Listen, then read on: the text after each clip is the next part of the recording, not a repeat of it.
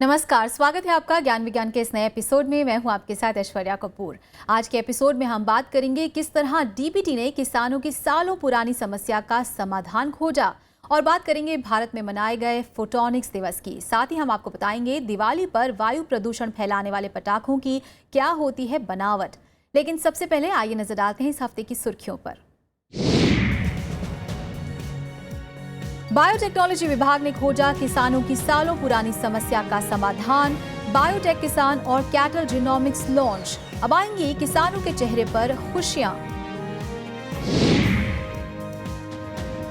रोजमर्रा की जिंदगी में समाये फोटोनिक्स को सम्मान। दुनिया के साथ भारत में भी धूमधाम से मनाया जा रहा है डे ऑफ फोटोनिक्स। झड़ते बालों से दुनिया को मिलेगा तोहफा। ऊर्जा पैदा करने में बालों का इस्तेमाल, भारतीय वैज्ञानिकों ने दिखाया कमाल। राष्ट्रीय फिल्म महोत्सव की तारीखों का हुआ ऐलान। कोलकाता में मनाया जाएगा महोत्सव। विज्ञान और तकनीकी पर आधारित होंगी फिल्में। और दिवाली के मौके पर खोज खबर में जानकारी हासिल करेंगे। क्या होती है पटाखों की रासायनिक संरचना, कैसे होती है सेहत के लिए जानलेवा। चलिए खबरों को विस्तार से जान लेते हैं। देश की रीढ़ की हड्डी अगर किसी को कहेंगे तो वो है देश के किसान। देश का विकास करना है तो किसानों का विकास करना होगा। ऐसा विकास जो उनकी जिंदगी पर सीधे और सकारात्मक असर लाता हो। विज्ञान और तकनीकी मंत्रालय ने इस दिशा में अब तक कई उत्साहजनक कार्यक्रम शुरू किए हैं। इस फहरिस्त में ताज़ा है बायोटेक किसान और कैटल जीनोमिक्स, जिन्हें किसानों की समस्याएं दूर करने के लिए बायोटेक्नोलॉजी विभाग ने लॉन्च किया है। आइए देखते हैं क्या है किसानों की समस्याएं और नई खोज से कैसे मिला है उन्हें जीवन दान।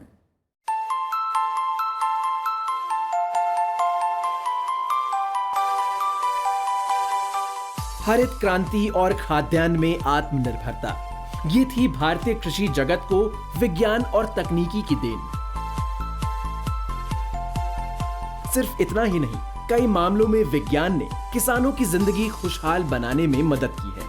किसानों के चेहरे पर रौनक के नए रंग लाने के लिए अब डीबीटी ने 2 नई शुरुआत की हैं। ये दोनों नए कार्यक्रम ग्रामीण जिंदगी में विज्ञान की सकारात्मक छाप छोड़ने को तैयार हैं। पहला कार्यक्रम है बायोटेक कृषि इनोवेशन साइंस एप्लीकेशन नेटवर्क या बायोटेक किसान, जिसका मकसद है कृषि से जुड़ी व्यक्तिगत समस्याओं के समाधान के लिए किसानों को वैज्ञानिकों से सीधे तौर पर जोड़ना। दूसरा कार्यक्रम है कैटल जीनोमिक्स, जो किसानों को उच्च उत्पादन और रोग रोधी पशुपालन में मददगार है। इन कार्यक्रमों के बारे में विज्ञान, तकनीकी और भूविज्ञान के केंद्रीय मंत्री डॉक्टर हर्षवर्धन ने राजधानी नई दिल्ली में एक प्रेस कॉन्फ्रेंस में विस्तार से बताया।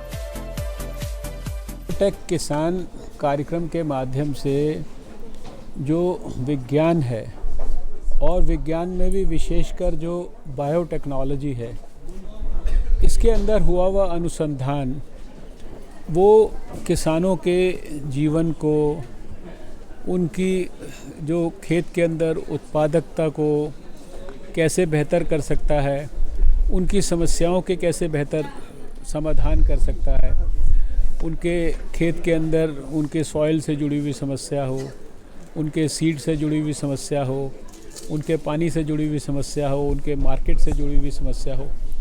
और इस किसान बायोटेक किसान कार्यक्रम में विशेष रूप से हमने जो महिला जो किसान हैं उनके ऊपर बहुत विशेष रूप से फोकस किया है।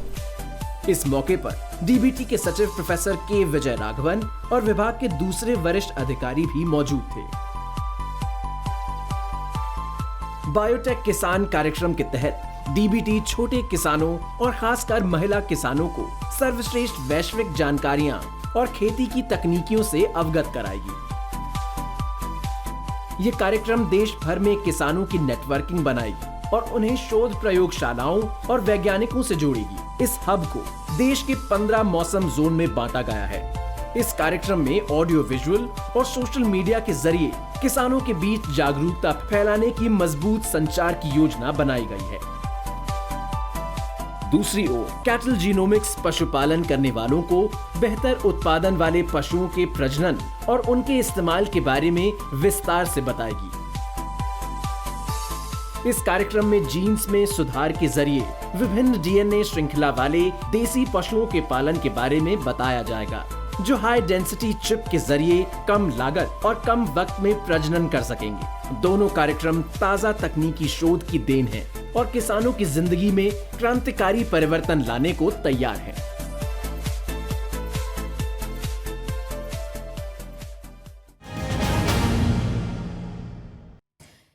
अक्टूबर 1983 ये वो दिन था जब General Conference of Weights and Measures ने प्रकाश की गति निर्धारित की थी। तब से हर 2 साल पर यह दिन डे ऑफ फोटोनिक्स के रूप में मनाया जाता है। भारत में भी इस दिन विज्ञान प्रसार ने देश भर में कार्यक्रम आयोजित किए। इस साल 21 अक्टूबर को शुरू हुए कार्यक्रम 14 नवंबर तक चलेंगे। आइए देखते हैं आम लोगों को फोटोनिक्स से रूबरू करवाने के लिए क्या क्या कार्यक्रम आयोजित किए जा रहे हैं।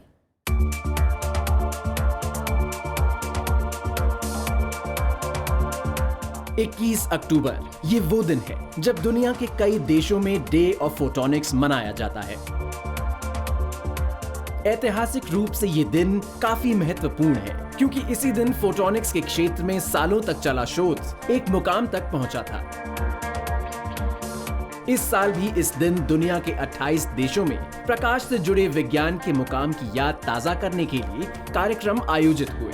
तो भारत में भी विज्ञान प्रसार ने डे ऑफ फोटोनिक्स मनाने के लिए विशेष कार्यक्रम आयोजित किया। इस कार्यक्रम हेतु अंतर्राष्ट्रीय स्तर पर वेबसाइट बनाई गई, जिसमें विज्ञान प्रसार इस कार्यक्रम को भारत में संचालित करने के लिए एक नामांकित संस्था है। कार्यक्रम में प्रकाश और उससे जुड़े विज्ञान फोटोनिक्स पर एक क्विज प्रतियोगिता भी आयोजित की गई, जिसमें सेंट्रल और स्टेट बोर्ड्स के छात्रों ने उत्साहपूर्वक भाग लिया। इस दौरान फोटोनिक्स पर एक फिल्म भी दिखाई गई। 21 अक्टूबर 1983 को स्पीड ऑफ लाइट को इंटरनेशनल वेट्स एंड मेजरमेंट ने स्थापित किया था और उसी के इसमें हम उपलक्ष्य में हम इंटरनेशनल डे ऑफ फोटोनिक्स मना रहे हैं।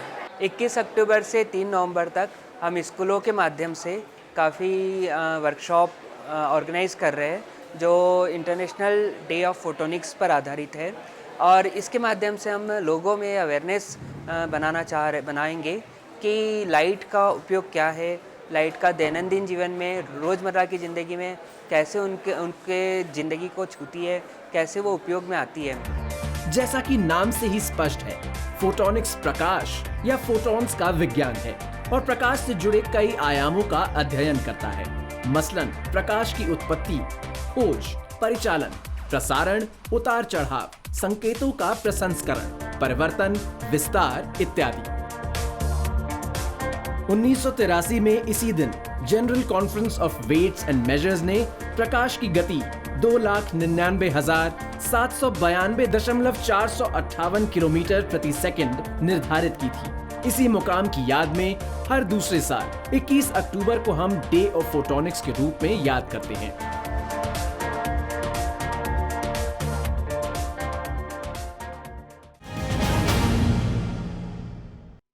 क्या बालों का झड़ना या नुकसान होना फायदे का सौदा हो सकता है? नाम में सिर मत हिलाइए क्योंकि वैज्ञानिकों के लिए कुछ भी नामुमकिन नहीं। कोलकाता में शोधकर्ताओं ने एक ऐसी तकनीक विकसित की है जिसके जरिए झड़े हुए बालों से सौर बैटरी के कैथोड तैयार किए जा सकते हैं। तो क्या है ये तकनीक? आइए देखते हैं इस रिपोर्ट में।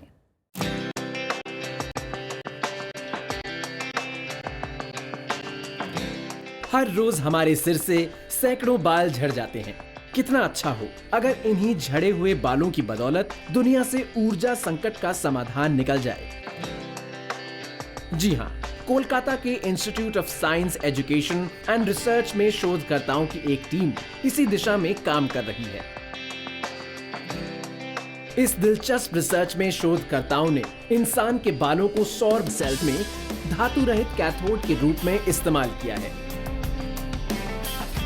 ग्रेफाइट पोरस कार्बन कैथोड विकसित करने वाली इस टीम के मुखिया हैं प्रोफेसर सायन भट्टाचार्य।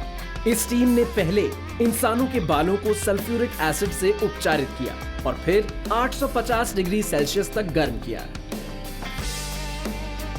इस प्रक्रिया में बाल कार्बनीकृत हो गए, खोखले हो गए और उनसे होकर बिजली का प्रवाह संभव हो सका। ये पहली बार हुआ है जब क्वांटम डॉट सेंसिटाइज्ड और जेल में जैविक कचरे से उत्पन्न इलेक्ट्रोड का इस्तेमाल किया गया है। शोधकर्ताओं ने नए विकसित कैथोड की तुलना प्लैटिनम और दूसरे धातुओं से बनी पारंपरिक कैथोड से की और पाया कि दूसरे धातु रहित कैथोड की तुलना में नए कैथोड की उत्पादकता धातुओं के इस्तेमाल से तैयार कैथोड के बराबर है और सूर्य की रोशनी को बिजली में बदलने में काफी सक्षम है। वाणिज्यिक इस्तेमाल वाले कार्बन कैथोड से तुलना की जाए तो बालों से बने कैथोड की क्षमता बेहद अधिक है। इंसान के बालों से बनाए कैथोड के कई फायदे हैं। इसे बनाने का तरीका आसान, जल्द और कम लागत वाला है और ये कार्बन के बने कृत्रिम खोखले कैथोड की तुलना में पर्यावरण के माकूल है, क्योंकि इसमें किसी भौतिक या रासायनिक प्रक्रिया का इस्तेमाल नहीं होता है। Using human hair is a win-win situation because we are also addressing this kind of environmental concerns, and we are taking a bio-waste to make cheaper cathodes.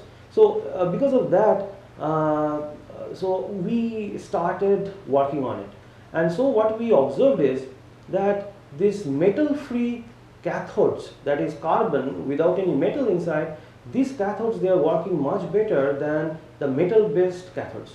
For example, platinum is expensive. Platinum is used as a cathode, but at the same time, platinum causes a lot of poisoning inside the solar cells. So also the copper sulfide or the cobalt sulfide, they are also not friendly to the environment. So in that case, the carbon cathodes, they are very attractive. इन दिनों पूरी दुनिया में सौर ऊर्जा उत्पादन का लागत कम करने के लिए नई तकनीकी विकसित करने की कोशिश की जा रही है। ऐसी स्थिति में बालों से इस्तेमाल से बना कैथोड निश्चित रूप से सौर सेल की लागत कम करेगा। इस शोध के नतीजे कार्बन पत्रिका में प्रकाशित किए गए हैं।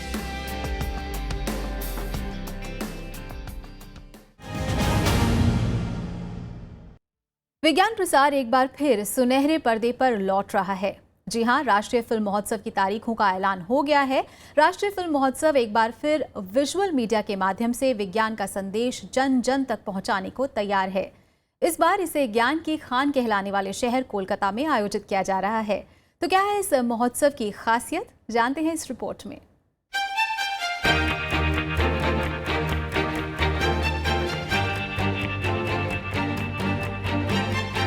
करीब साल भर के इंतजार के बाद अब वक्त आ चला है जब एक बार फिर नेशनल साइंस फिल्म फेस्टिवल के दीदार होंगे। इस महोत्सव को राष्ट्रीय विज्ञान चलचित्र मेला या RVCM भी कहा जाता है।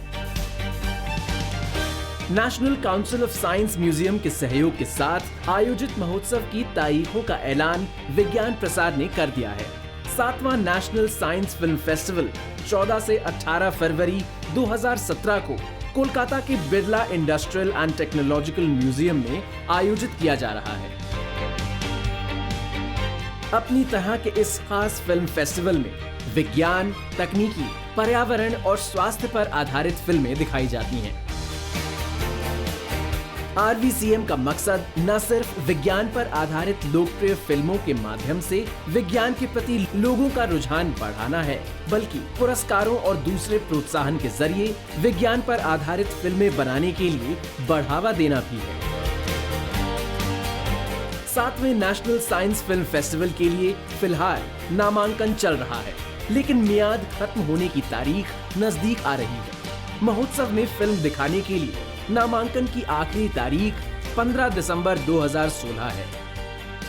हम आमंत्रित करते हैं सभी फिल्म निर्माताओं को, आप चाहे प्रोफेशनल लेवल पर फिल्म निर्माण कर रहे हैं या कॉलेज के स्टूडेंट हैं, आप स्कूल में पढ़ते हैं, आप अपनी फिल्में अलग अलग कैटेगरीज हैं इसके लिए उसमें भेज सकते हैं और आपकी फिल्में जो हैं वो विज्ञान के किसी भी विषय को टच करनी चाहिए। विज्ञान, पर्यावरण, स्वास्थ्य, innovation, biodiversity, pollution, global issues जो विज्ञान से जुड़े हों उन पर आप फिल्में बना सकते हैं और किसी भी फॉर्मेट में आपकी फिल्में हो सकती हैं।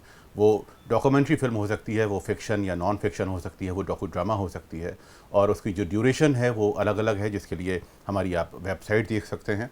वेबसाइट है www.vigyanprasar.gov.in।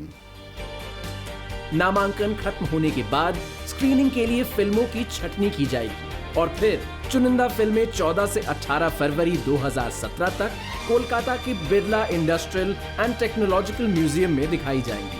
RVCM में भाग लेने वाले हर प्रतिभागी की दिली इच्छा प्रतिष्ठित बीवर अवार्ड्स हासिल करने की होती है, जिसमें स्वर्ण, रजत और कांस्य पुरस्कार के साथ नगद पुरस्कार, ट्रॉफी और प्रमाण पत्र दिए जाते हैं।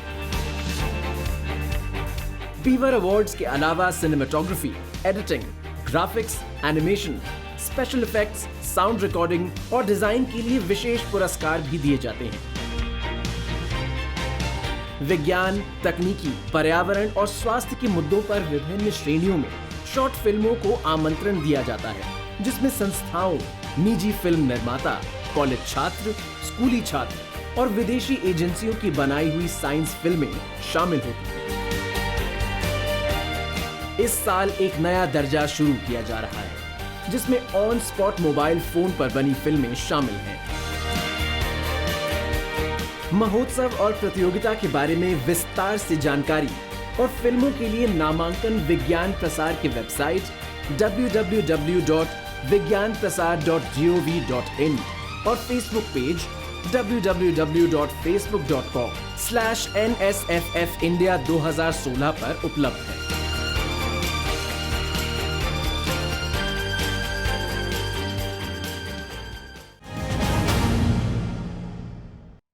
और वक्त तो चला एक छोटे से ब्रेक का। जल्द लौटेंगे वापस विज्ञान की कुछ और दिलचस्प खबरों के साथ। देखते रहिए ज्ञान विज्ञान।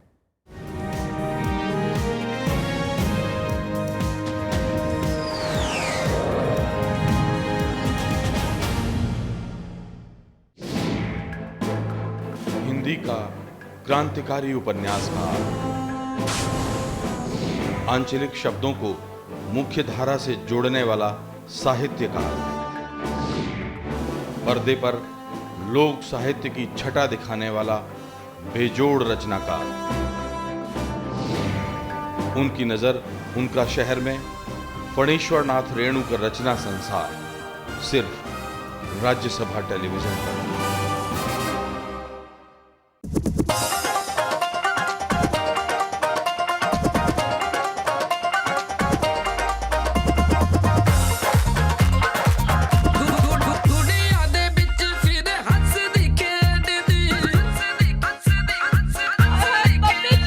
वो जो नाटक थे वो मेरी असली पढ़ाई है। धर्मवीर भारती जी का अंधा युग हो गया, गिरीश कर्नाड जी का तुगलक हो गया, रक्त कल्याण हो गया। हमारी अजीज रियाया काज़ी मुल्क का फैसला भी आपने सुना और अपनी आंखों इस सल्तनत के कार्य इंसाफ को देखा, जिसके लिए अमीर गरीब, हिंदू मुसलमान में फ़र्क और इम्तियाज़ कोई मायने नहीं रखता। जो आपका काम है वो आपकी स्पाइन है। अगर आपने कहीं भी अपने काम को तवज्जो दी है, शिद्दत दी है, वो वापस आपको कहीं से भी उठा के वापस ट्रैक पे ले आएगा। नमस्कार, मैं हूँ दीपक डोबरियाल। मुझसे मिलिए प्रोग्राम गुफ्तगू में, सिर्फ राज्यसभा टीवी पर।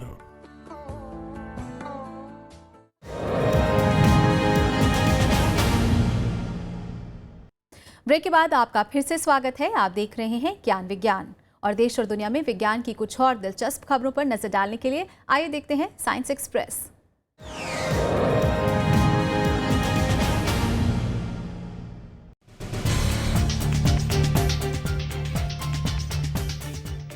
ब्रेस्ट कैंसर के बारे में जागरूकता फैलाने के लिए आंध्र प्रदेश में विजयवाड़ा के बुंदा रोड में Usha Lakshmi breast cancer foundation ने पिंक रिबन जुलूस निकाला।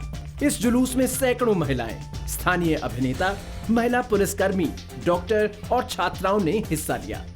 जुलूस का मकसद उस लाइफस्टाइल को सामने लाना था जो ब्रेस्ट कैंसर समेत स्वास्थ्य जनित समस्याओं से लोगों को दूर रखने में मदद करती है। पहनावे की तकनीकी ने नया कमाल किया है।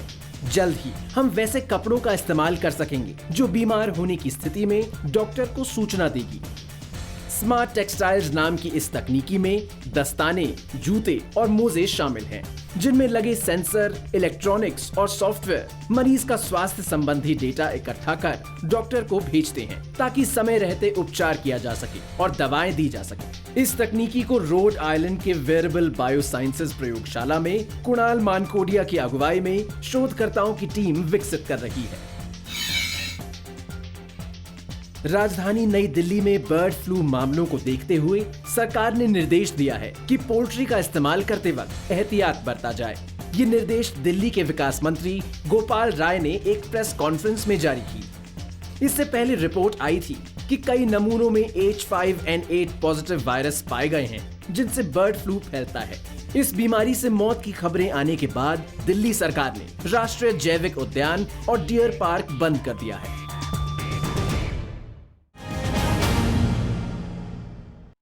हर साल दिवाली के बाद वायु प्रदूषण नई ऊंचाइयां छूता है। हम सभी जानते हैं कि दिवाली पर पटाखों की अंतहीन लड़ियां जिंदगी की घड़ियां कम करती है। फिर भी यह त्योहार का उत्साह ही है जो हम अपना विवेक भूलने पर मजबूर कर देता है। क्या आप जानते हैं कि वायु प्रदूषण फैलाने वाले ये पटाखे कैसे बनते हैं? क्या होती है इनकी रासायनिक संरचना और इससे हवा किस हद तक प्रदूषित होती है? इन्हीं सवालों का जवाब जानने की कोशिश करते हैं अपने सेगमेंट खोज खबर में और आपसे अपील करते हैं कि प्रदूषित दिवाली के बजाय हरित दिवाली मनाएं।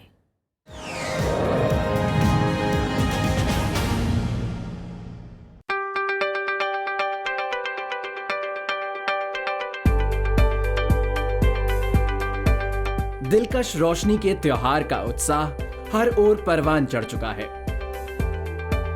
देश के सबसे लोकप्रिय त्योहारों में से एक रोशनी के त्योहार की घड़ियां नजदीक आ चुकी हैं। निश्चित रूप से दिवाली का त्योहार रोशनी और अच्छाई के प्रतीक का त्योहार है, लेकिन रोशनी के इस त्योहार के साथ वायु प्रदूषण का खतरनाक अंधेरा भी शामिल है। दिवाली में पटाखों से निकलने वाला रासायनिक धुआं और प्रदूषित धूल शहरों से लेकर गांव तक को अपनी काली आगोश में लपेट लेता है। इस साल भी रोशनी का त्योहार मनाने की तैयारियां जोरों पर हैं और बाजार तरह तरह के पटाखों से अटा पड़ा है। जलते वक्त ये पटाखे दिलकश नजारा तो जरूर पेश करते हैं, लेकिन यही पटाखे सेहत से जुड़ी कई समस्याओं की जड़ भी होते हैं। अस्थमा, आंख और त्वचा का जलना या चोट पहुंचना, धुएं से एलर्जी इत्यादि। हालांकि आप में से कई लोगों को इन पटाखों से होने वाले प्रदूषण और सेहत से जुड़े नुकसानों के बारे में मालूम है। लिहाजा आज हम बात करते हैं उन रसायनों की जो पटाखों में मौजूद होती हैं और तमाम समस्याओं की जड़ होती हैं। पटाखे तैयार करने में कई तरह के हानिकारक रसायनों का इस्तेमाल होता है, मसलन sodium oxalate, aluminium, arsenic, sulphur, manganese, लोहे के बुरादे, potassium perchlorate, sodium nitrate, barium nitrate इत्यादि। पटाखे बनाने में इस्तेमाल किए गए ये रसायन कई तरह के प्रदूषण कण पैदा करते हैं, जैसे पॉलीक्लोरिनेटेड डाइऑक्सिन्स और फ्यूरन्स। सामान्य पटाखों में 75% पोटेशियम नाइट्रेट, 15% कार्बन और 10% सल्फर का इस्तेमाल होता है। जब ये सल्फर डाइऑक्साइड और नाइट्रोजन डाइऑक्साइड जैसे गैस पैदा करते हैं, तो इनसे श्वास नलिका अवरुद्ध होने लगती है और शरीर में ऑक्सीजन की कमी होने लगती है। पटाखों में लोहा, बैलेरियम और तांबा चूर्ण का जमकर इस्तेमाल होता है, जो लाल, हरे और नीले रंग पैदा करते हैं। इसी तरह धुआं पैदा करने के लिए जस्ते का इस्तेमाल किया जाता है, जबकि कैल्शियम क्लोराइड और सल्फेट्स नारंगी रंग की रोशनी पैदा करते हैं। सेंट्रल पोल्यूशन बोर्ड के आंकड़े बताते हैं कि हवा में सल्फर डाइऑक्साइड और नाइट्रोजन डाइऑक्साइड जैसे प्रदूषण फैलाने वाले गैस दिवाली के दिन सामान्य दिनों की तुलना में 2 से 6 गुना तक अधिक होते हैं, जबकि सेहत को भारी नुकसान पहुंचाने वाले 2.5 माइक्रोमीटर से छोटे कणों की संख्या दिवाली के दिन आम दिनों की तुलना में 7 से 8 गुना अधिक होती है। इन बारीक कणों से अस्थमा, ब्रोंकाइटिस, छोटी सांसें और सांस लेने में तकलीफ होती है। भारी धातु और एसिड के मिश्रण वाले इन कणों से कैंसर जैसा गंभीर रोग होता है और वायु प्रदूषण फैलने के अलावा ये समय पूर्व मृत्यु के लिए भी जिम्मेदार होते हैं। इसके अलावा इस दिन पैदा होने वाला कचरा भी प्रदूषण के लिए भारी जिम्मेदार होता है। एक अनुमान के मुताबिक दिवाली के दिन दिल्ली में 4000 मीट्रिक टन अतिरिक्त कचरा, जबकि मुंबई में आम दिनों की तुलना में 2 गुना कचरा पैदा होता है। कुल मिलाकर पूरे साल की तुलना में सिर्फ एक दिन न सिर्फ पर्यावरण को बल्कि इंसानों की सेहत को भी भारी नुकसान पहुंचता है। लिहाजा इस दिवाली हम संकल्प लें कि सुरक्षित और पर्यावरण के माकूल रोशनी का त्योहार मनाएंगे। साइंस मॉनिटर की टीम अपने दर्शकों को दीपावली की शुभकामनाएं देती है और एक स्वस्थ और प्रदूषण रहित त्योहार की कामना करती है।